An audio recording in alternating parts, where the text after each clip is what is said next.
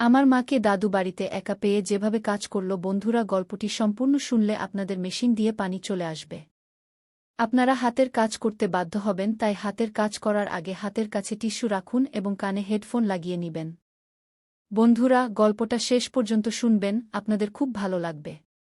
নমস্কার বন্ধুরা, আমার নাম রিয়া। এটা আমার দাদু আর মায়ের গল্প। আমার পরিবার ছিল ছোট্ট। আমার দাদু, যার বয়স এখন ৬২ বছর, আমার মা যিনি ৩৮ বছরের, আমার বড় ভাই রাহুল যে ২৫ বছরের আর বিদেশে চাকরি করে, আর আমি ২০ বছরের রিয়া।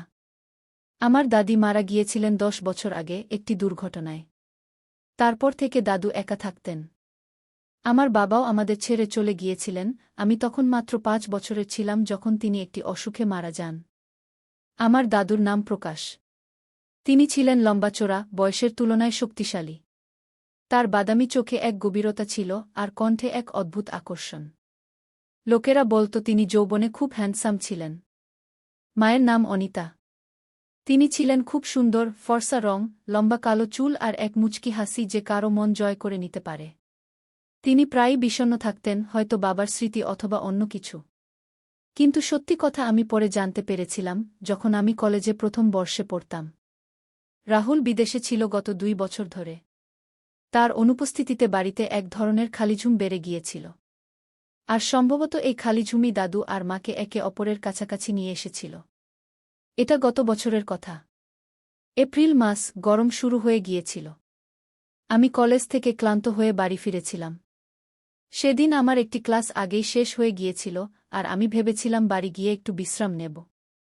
বাড়ির দরজা খোলা ছিল, যা একটু অদ্ভুত ছিল কারণ মা সবসময় তা বন্ধ রাখতেন। আমি জুতো খুলে চুপচাপ ভিতরে ঢুকলাম। বাড়িতে নিস্তব্ধতা।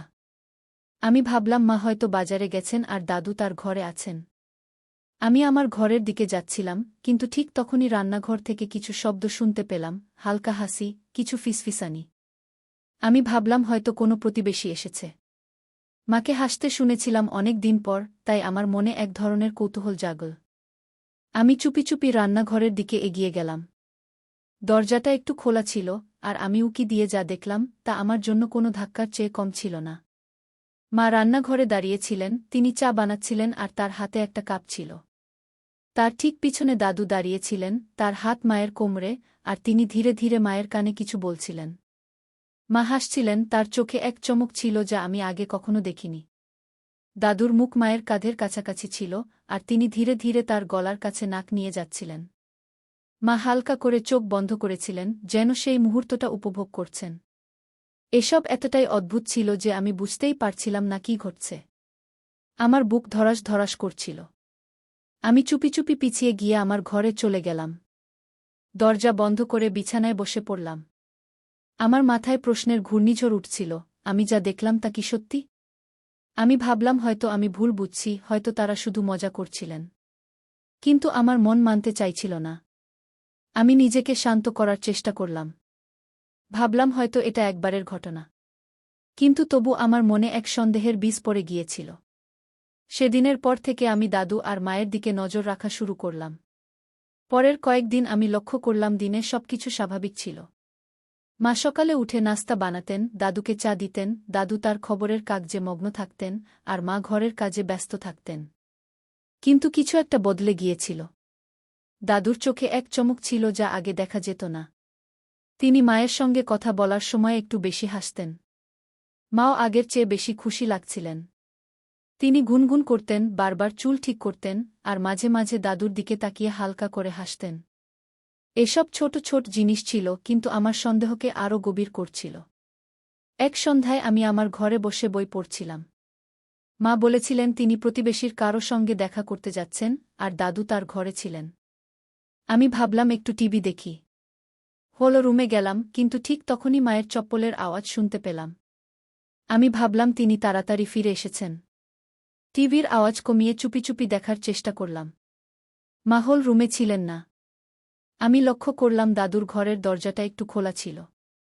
আমি চুপি চুপি সেখানে গেলাম।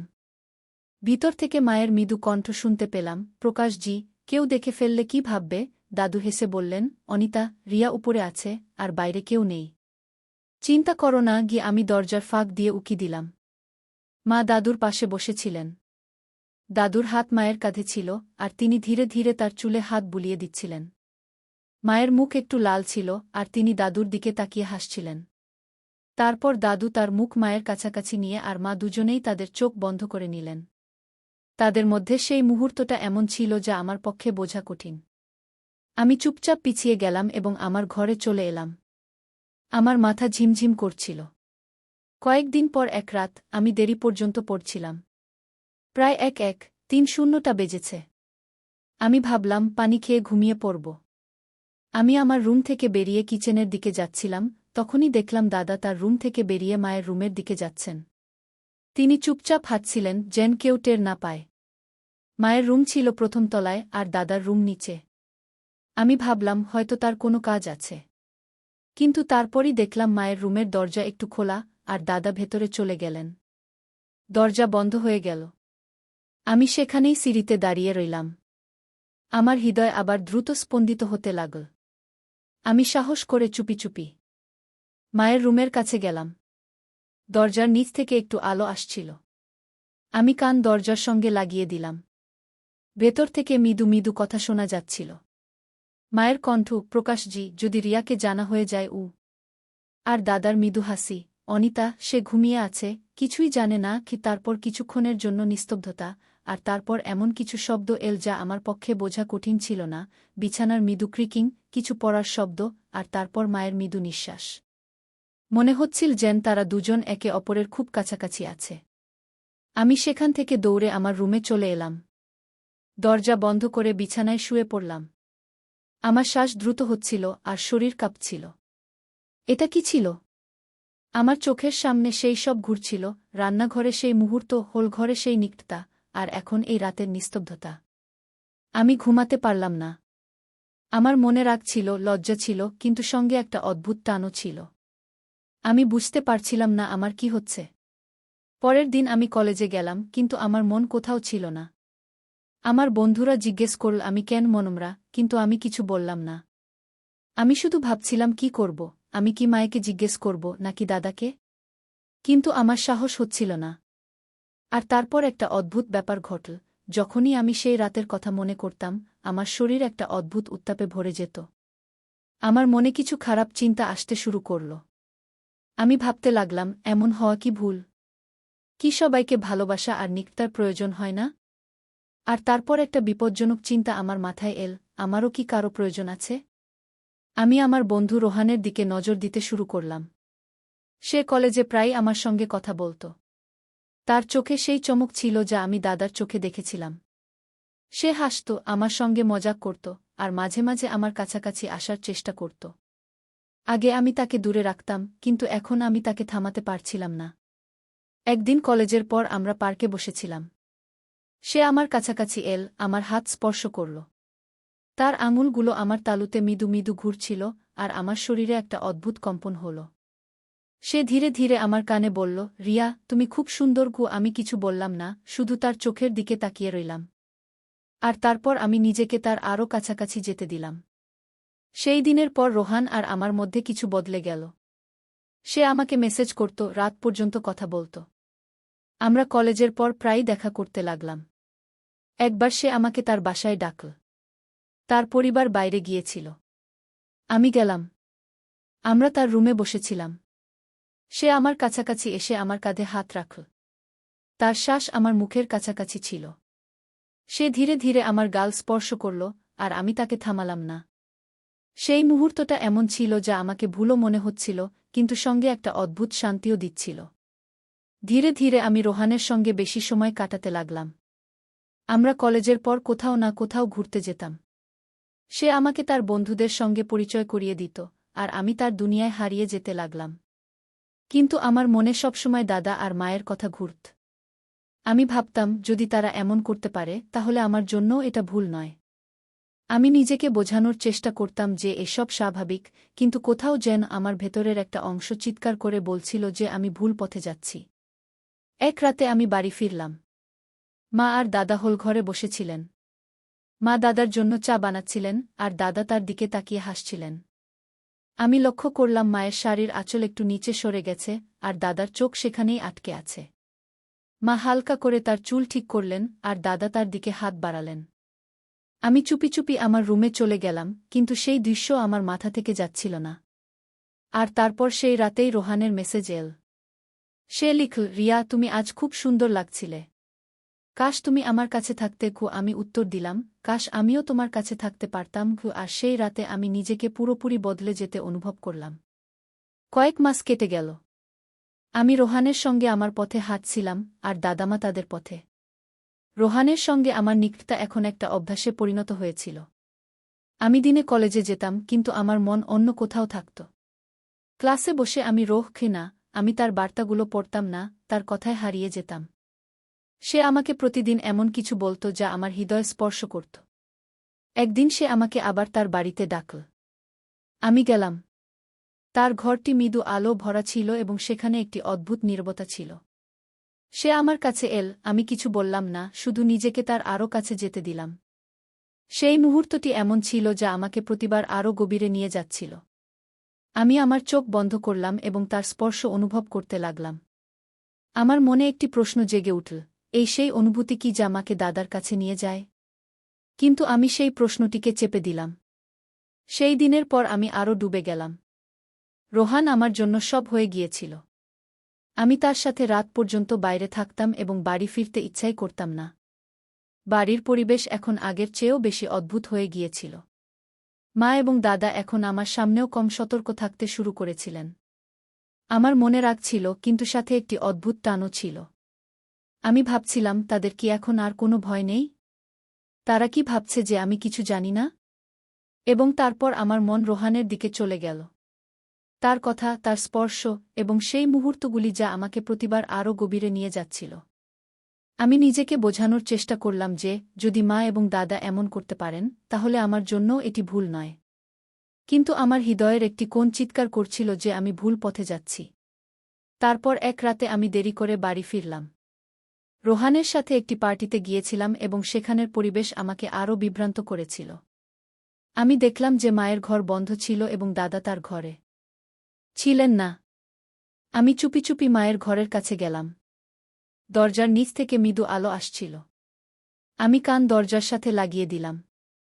ভিতর থেকে মায়ের মৃদু কণ্ঠ শুনতে পেলাম, প্রকাশজি, আজ একটু তাড়াতাড়ি। রিয়া কখন আসবে জানি না। দাদা হেসে বললেন, অনিতা, সে তার নিজের জগতে হারিয়ে আছে। সে কি জানে? তারপর নীরবতা নেমে এল। আমি বুঝতে পারলাম যে তারা আবার সেই জগতে হারিয়ে গেছেন। আমি আমার ঘরে গেলাম এবং বিছানায় শুয়ে পড়লাম। আমার মনে একটি ঝড় উঠছিল। আমি ভাবছিলাম, এই সব কি এখন আমার সামনেও খোলাখুলি হবে? এবং তারপর রোহানের বার্তা এল। সে লিখল, রিয়া, আজ রাতে তুমি খুব সুন্দর দেখাচ্ছিলে। কাশ তুমি আমার কাছে থেকে যেতে। আমি উত্তর দিলাম, কাশ আমি থাকতে পারতাম। সেই রাতে আমি নিজেকে সম্পূর্ণরূপে পরিবর্তিত হতে অনুভব করলাম। আমি সেই পথে এতটাই এগিয়ে গিয়েছিলাম যে ফিরে আসা অসম্ভব মনে হচ্ছিল। কয়েক মাস কেটে গেল। আমি রোহানের সাথে আমার নিজের জগতে হারিয়েছিলাম এবং দাদামা তাদের নিজের জগতে। কিন্তু একদিন সব বদলে গেল। এক সন্ধ্যায় আমি কলেজ থেকে ফিরে দেখলাম যে বাড়ির পরিবেশ কিছুটা আলাদা। দরজায় একজোড়া জুতা পরে ছিল যা আমার চেনা লাগছিল। আমি ভিতরে গেলাম হলে রাহুল বসেছিল। তার মুখ শক্ত ছিল। মা এবং দাদাও সেখানে ছিলেন, কিন্তু তাদের চোখ নিচে ছিল। আমি বললাম, ভাইজা, তুমি কখন এলে? রাহুল আমার দিকে তাকাল এবং ধীরে বলল, আজ সকালে। রিয়া, তুমি উপরে যাও। আমাকে মা এবং দাদার সাথে কিছু কথা বলতে হবে। আমার অদ্ভুত লাগল, কিন্তু আমি আমার ঘরে চলে গেলাম। উপরে থেকে আমি তাদের কণ্ঠস্বর শুনতে পাচ্ছিলাম। রাহুলের কণ্ঠস্বর উচ্চ হচ্ছিল এবং মায়ের কণ্ঠ কাঁপছিল। আমি চুপি চুপি সিঁড়িতে নেমে গেলাম এবং শোনার চেষ্টা করতে লাগলাম। রাহুল চিৎকার করছিল, এখানে কি চলছে? আমি ভেবেছিলাম আমি আমার পরিবারের জন্য পরিশ্রম করছি, আর এখানে এই সব। তার কণ্ঠে রাগ ছিল, কিন্তু সাথে একটি ব্যথাও ছিল। আমি নিচে তাকালাম। রাহুল তার ফোনে কিছু দেখাচ্ছিল। মা এবং দাদা সোফায় বসেছিলেন। তাদের মুখ সাদা হয়ে গিয়েছিল। রাহুল ফোনটি মায়ের দিকে বাড়িয়ে দিল এবং বলল, এটা দেখো। আমি বাড়িতে ক্যামেরা লাগিয়েছিলাম নিরাপত্তার জন্য। কিন্তু এটা কি? রাতে ঘরে, দিনে হলে তোমাদের দুজনের কি লজ্জাও হয় না? মা ফোনের দিকে তাকালেন এবং তার হাত দিয়ে মুখ ঢেকে ফেললেন। তার চোখ থেকে অশ্রু বয়ে পড়ছিল। দাদার মাথা নিচু ছিল এবং তার আঙুলগুলি কাঁপছিল। রাহুল টেবিলে জোরে মুষ্টি মারল এবং চিৎকার করল, তোমরা আমার পরিবার, আর তোমরা এই সব করেছ আমার পিছনে। মা কাঁদতে কাঁদতে বললেন, রাহুল বেটা, আমাদের ক্ষমা করে দাও। আমরা পথভ্রষ্ট হয়েছিলাম। একাকিত্বই আমাদের এখানে নিয়ে এসেছে। কি তার কণ্ঠ ভেঙে যাচ্ছিল। দাদা ধীরে বললেন, রাহুল, আমি ভুল করেছি। আমি জানতাম না যে এটা এতদূর এগিয়ে যাবে। আমাদের ক্ষমা করে দাও। তার কণ্ঠে লজ্জা ছিল, কিন্তু রাহুলের রাগ কমল না। সে বলল, ক্ষমা? তোমরা ক্ষমা চাইছ? তোমরা কি জান যে এই বাড়িতে কি ভেঙে পড়েছে? রিয়াও এর শিকার হয়ে গেছে। আমি শুনছিলাম এবং আমার পা কাঁপতে লাগল। রাহুল আমাকে ডাকল, রিয়া, নিচে আয়। আমি ভয়ে ভয়ে নিচে নেমে গেলাম। রাহুল আমার দিকে তাকাল এবং বলল, রিয়া, তুমিও বল, এসব কতদিন ধরে চলছে? আর তুমি কতদূর পথভ্রষ্ট হয়েছ? আমি কেঁদে ফেললাম। আমি সব বললাম। রান্নাঘরে সেই মুহূর্ত, রাতের নীরবতা, এবং রোহানের সাথে রাহুলের মুখ লাল হয়ে গেল। সে তার চুল টেনে ধরে বলল, এটা আমার পরিবার আমি বিদেশে দিনরাত পরিশ্রম করি, আর এখানে সব কিছু নষ্ট হয়ে যাচ্ছে। মা রাহুলের পা জড়িয়ে ধরে কাঁদতে কাঁদতে বললেন, বাবা, আমাদের একটা সুযোগ দাও। আমরা সংশোধন হয়ে যাব। দাদাও হাত জোর করে বললেন, রাহুল, আমি বুড়ো মানুষ। আমার ভুল ছিল। আমাকে শাস্তি দাও, কিন্তু এই ঘরটা বাঁচিয়ে দাও। কিন্তু রাহুল তার মুখ অন্যদিকে ঘুরিয়ে নিল। তার চোখে অশ্রু ছিল, কিন্তু তার রাগ কমেনি। সে বলল, না, এটা ক্ষমা চাওয়ার বিষয় নয়। এটা অপরাধ, এবং এর জন্য তোমাদের শাস্তি পেতেই হবে। পরের দিন সকালে রাহুল পুলিশকে ফোন করল। 2 পুলিশ কর্মী বাড়িতে এল, একজন ইন্সপেক্টর এবং একজন কনস্টেবল। রাহুল তাদের ফোনে ক্যামেরার ফুটেজ দেখাল। ইন্সপেক্টর ফুটেজ দেখে বলল, এটা গুরুতর মামলা। আমাদের এই দুজনকে থানায় নিয়ে যেতে হবে। মা এবং দাদা নিঃশব্দে বসেছিলেন। মায়ের চোখ দিয়ে অশ্রু গড়িয়ে পড়ছিল, আর দাদার মুখ পাথরের মতো শক্ত হয়ে গিয়েছিল। পুলিশ তাদের হাতকড়া পরিয়ে দিল। মা আমার দিকে তাকিয়ে আসতে বললেন, রিয়া, আমাদের ক্ষমা করে দিও। কিন্তু আমি কিছু বলতে পারলাম না। পাড়ায় হইচই পড়ে গেল। প্রতিবেশীরা বেরিয়ে এল, আর লোকজন ফিসফিস করতে লাগল। পুলিশের গাড়িতে মা এবং দাদাকে বসানো হল। রাহুল আমার কাছে এসে বলল, রিয়া, এটা ঠিক। তাদের ভুলের শাস্তি পেতেই হবে। আমি শুধু নিঃশব্দে কাঁদছিলাম। কিছুদিন পরে আদালতে মামলা চল। জজ ফুটেজ দেখে দুজনকেই দোষী সাব্যস্ত করলেন। দাদাকে 2 বছরের সাজা শোনানো হল, আর মাকে 1 বছরের। জজ বললেন, এটা শুধু নৈতিক ভুল নয়, এটা আইনের লঙ্ঘন। সমাজে এমন সম্পর্ক মেনে নেওয়া যায় না। যখন মা এবং দাদা জেলে চলে গেলেন, বাড়িতে নিস্তব্ধতা নেমে এল। রাহুল আমার পাশে বসে বলল, রিয়া, আমি জানি তুমি অনেক কিছু দেখেছ। তুমিও পথভ্রষ্ট হয়েছিলে, কিন্তু এখনও সময় আছে। আমি কাঁদতে কাঁদতে বললাম, ভাইয়া, আমি ভুল পথে চলে গিয়েছিলাম। আমাকে ক্ষমা করে দাও। রাহুল আমার কাঁধে হাত রেখে বলল, রিয়া, আমি তোমার ভাই। আমি তোমাকে কখনো একা ছাড়ব না। কিন্তু আমাদের বুঝতে হবে, ভুল পথ শুধু ধ্বংসের দিকে নিয়ে যায়। সেদিনের পর থেকে রাহুল আমার পড়াশোনার দিকে নজর দিল। আমি রোহানের সাথে সব সম্পর্ক শেষ করলাম। ধীরে ধীরে আমি আমার জীবনকে আবার সঠিক পথে আনার চেষ্টা করতে লাগলাম। কিন্তু যা ঘটেছিল তা আমার হৃদয় থেকে কখনো মুছে যায়নি। বন্ধুরা, এটা ছিল আমার পরিবারের গল্প। এতে ভুল ছিল, ব্যথা ছিল, এবং একটি শিক্ষাও ছিল। আমি আপনাদের বলতে চাই, যদি আমাদের আশেপাশে কেউ ভুল পথে যায়, তাহলে তাকে শাস্তি দেওয়ার আগে বোঝানোর চেষ্টা করা উচিত। সবারই ভালোবাসা ও ঘনিষ্ঠতার প্রয়োজন, কিন্তু তাকে সঠিক পথে আনা আমাদের দায়িত্ব। যদি আমরা কাউকে সঠিক সময়ে থামাতে পারি, তাহলে হয়তো একটি পরিবার ভেঙে যাওয়া থেকে বেঁচে যাবে। এই গল্প আমাদের শেখায় যে ভুল মানুষ থেকেই হয়, কিন্তু সেগুলো সংশোধন করার সুযোগও আমাদেরই দিতে